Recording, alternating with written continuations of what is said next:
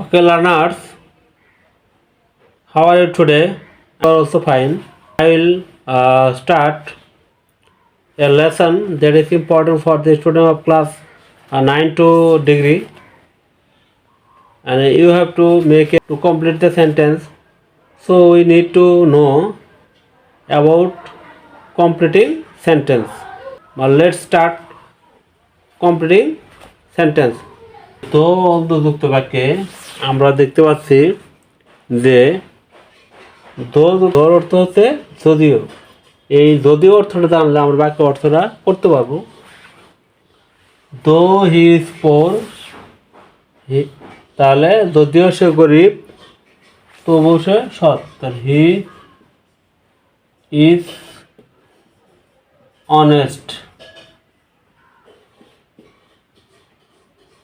তাহলে আমাদের বুঝতে হবে দোযুক্ত বাক্যে অর্থ যদিও, তাহলে পরের অংশ লাস্টে যে শব্দটা হবে তার বিপরীত শব্দ দিতে হবে পরের বাক্যে। আর সাবজেক্ট আর ভার্ব পর, এই পরের বিপরীত শব্দটা এখানে বসাতে হবে।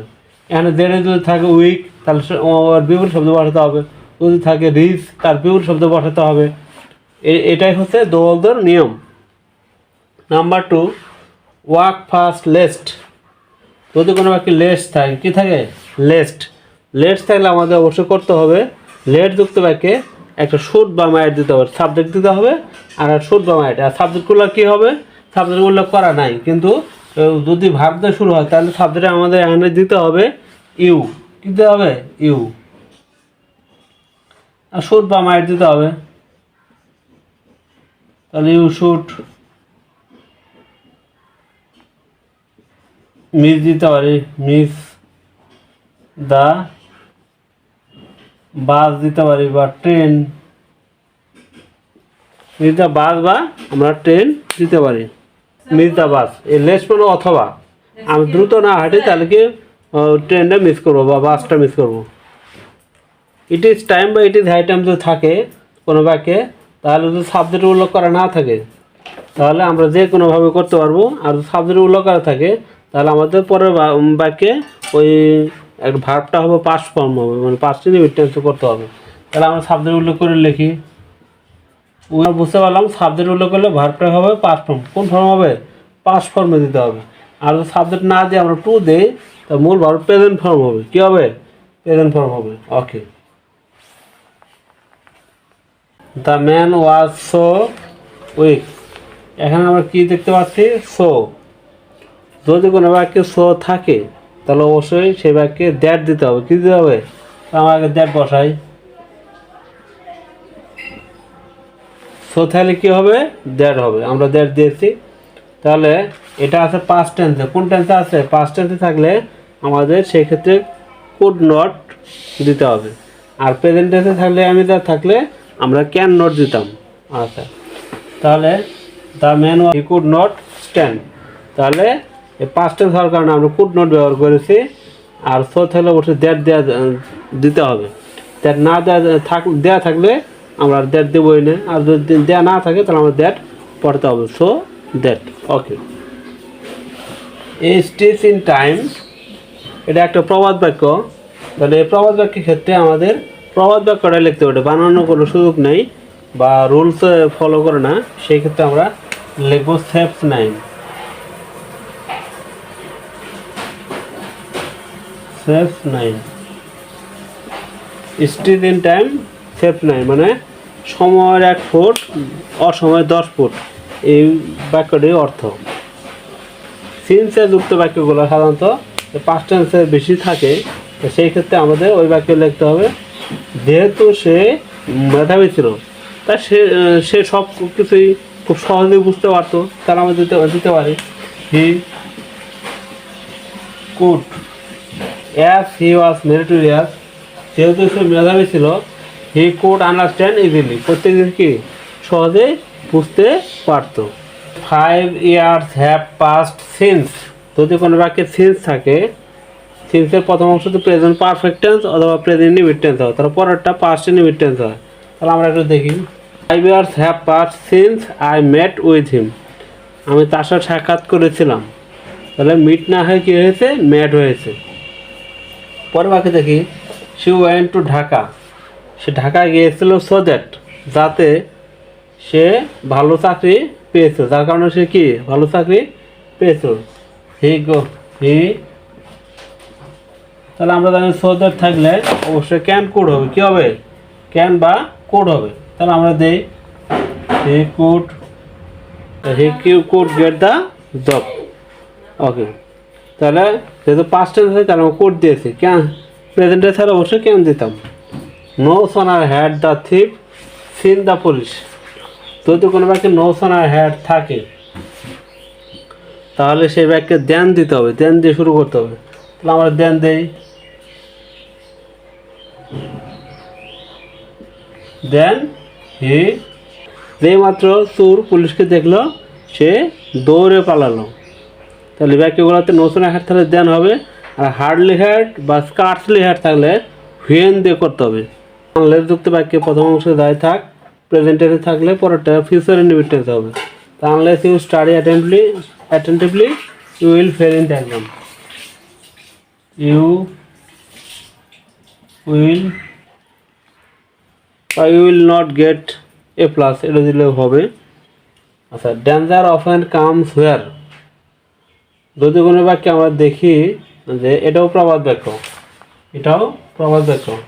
Danger often comes where, danger is feared, বলতে ফেরানোর সুযোগ নেই, মুখস্থ করতে হবে, মুখস্থ শিখতে হবে।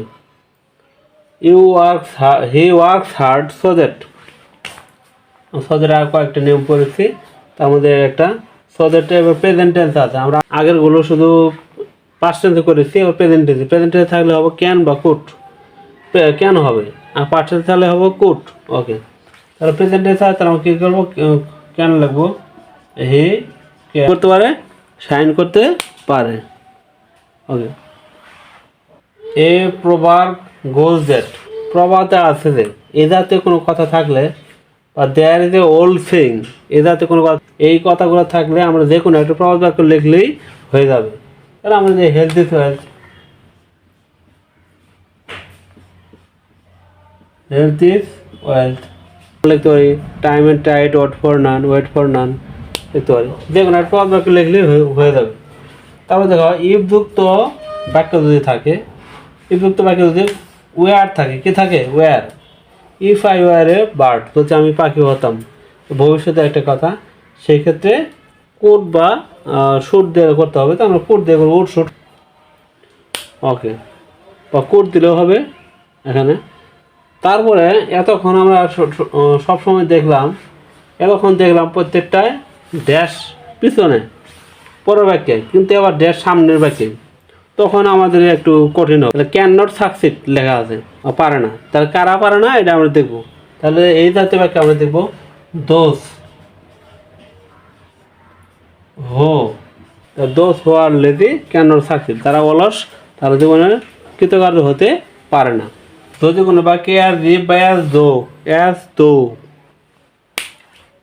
থাকে, তাহলে সে বাক্যে পরের বাক্যে পাস্ট টেন্স হয়। কোন টেন্স হয়, যদি আমরা বি ভার্ব দিই তাহলে ওয়ার হবে, আর যদি মূল ভার্ব দিই তাহলে মূল ভার্ব পাস্ট ফর্ম করতে হবে। প্রিটেন্ড মানে ভান করা, সে এমনভাবে ভান করতেছে সে পাগল। ওকে, 1971 ইজ দ্য ইয়ার হোয়েন, আমরা জানি 71 সালে কথা জানি সবাই, 1971 সালে ইজ দ্য ইয়ার, এটা একটা সময় যখন কোনো সাল বোঝানো হয় তখন হোয়েন দিয়ে করতে হয়। তো হোয়েন দেওয়া থাকতে পারে, নাও থাকতে পারে, দেওয়া থাকলে সুবিধা হবে।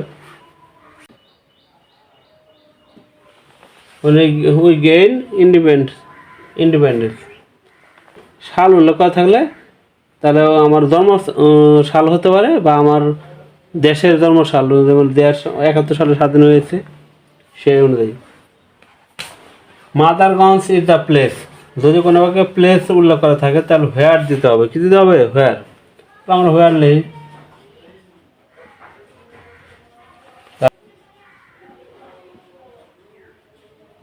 Where I was born, the Madhagans is the place where I was born. The books are our best friend, বই আমাদের প্রিয় বন্ধু, কারণ সবসময় আমাদের সাথে থাকে। হ্যাঁ,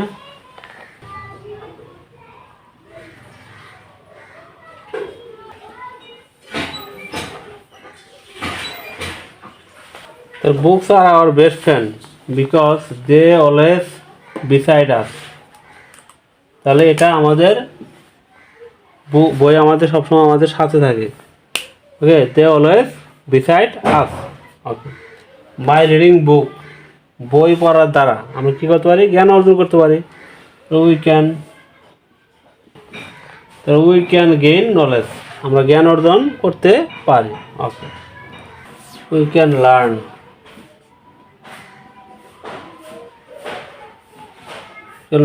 moral values if we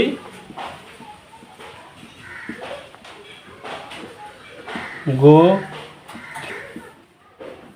writer।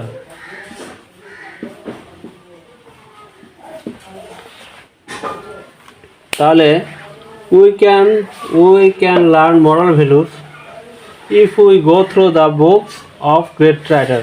সুতরাং বিখ্যাত লেখকদের বইগুলো পড়ি, তাহলে আমরা নৈতিক জ্ঞানগুলো সেখান থেকে পাবো। The more you read, the more you learn. The more you read, the more you learn. যতই পড়বে ততই শিখিবে, এই জাতীয় কথা। If I had seen him, যদি আমি তাকে দেখতাম। ইফ যুক্ত অংশ পাস্ট পারফেক্ট টেন্সে থাকলে পরটা would have, could have, might have, should have হয়। সেই অনুযায়ী আমরা দেবো if I had seen him I would have, আর 3 দেওয়া লাগবো গিভেন হিম মানি বা নিউজ, যে কোনো একটা দিলেই হবে। I would have given him money. He talks as if বা অ্যাজ দো, আমরা বলেছি আগে অ্যাজ ইফ অ্যাজ দো থাকলে পরেরটা পাস্ট টেন্স হয়, যদি মূল ভার্ব থাকে। তো he talks as if everything,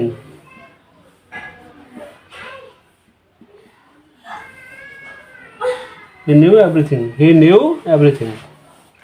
তার মূল ভাবটা আছে পাস্ট ফর্মে আছে। কোন ফর্মে আছে? পাস্ট ফর্মে।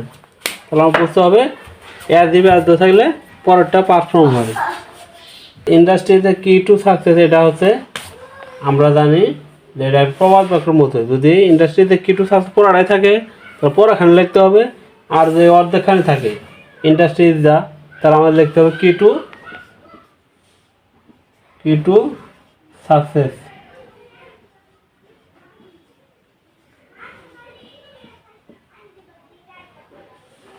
সাকসেস, আচ্ছা। উইদাউট ওয়ার্কিং হার্ড, কঠোর পরিশ্রম করা ছাড়া, আর বাইরে দিলে দ্বারা, তাহলে উইদাউট ওয়ার্কিং হার্ড, কঠোর পরিশ্রম করা ছাড়া আমরা জীবনে কিছু করতে পারবো না। তাহলে we can not prosper in life, we can not success in life দিতে পারি, সাকসেস দিতে পারি। ওকে, আর এটা একটা প্রবাদ বাক্য, পরেখানে লেখা আছে ইজ নট গোল্ড, তাহলে আগের খানে লিখতে হবে। এটা প্রবাদ বাক্য, তাহলে অল দ্যাট গ্লিটার হবে, all that glitters is not gold, চকচক করলে শোনা হয় না, এই প্রবাদ বাক্য হচ্ছে এটা। Where there is a will, এটা একটা প্রবাদ বাক্য আমরা জানি। তো প্রবাদ বাক্য হলেই আমাদের ওটা বানায় লেখার কোনো সুযোগ নেই। There is a way, there is a way, ইচ্ছা থাকলে উপায় হয়, অর্থ হচ্ছে ইচ্ছা থাকলে উপায় হয়। টাইম অ্যান্ড টাইট এটা সবাই জানি। প্রবাদ বাক্য ওয়েট ফর নান, এটা প্রবাদ বাক্যের মধ্যে একটা আসে, ইট ইজ হেলথ, এটাই স্বাস্থ্য যেটা হয়। তাহলে হুইচ চালো, which is wealth, it is health, which is where there is will there is way, ইচ্ছা থাকলে উপায় হয়। Time and tide wait for none, এর প্রবাদ বাক্য ওয়েট ফর নান লিখতে হবে, আর ওয়েট ফর নান থাকলে এখানে লিখতে হবে ইট is health which is wealth, it is health which is wealth, এটাই স্বাস্থ্য যেটা হয় সম্পদ থেকে আসবে। তো ইউনিটি স্ট্যান্ড ডিভাইডেড বাই ফল, এক কথায় বল বিভেদেই পতন। ওয়াইট হেয়ার আনটিল, এই আনটিলের নিয়মটা খুবই আসে। I come back,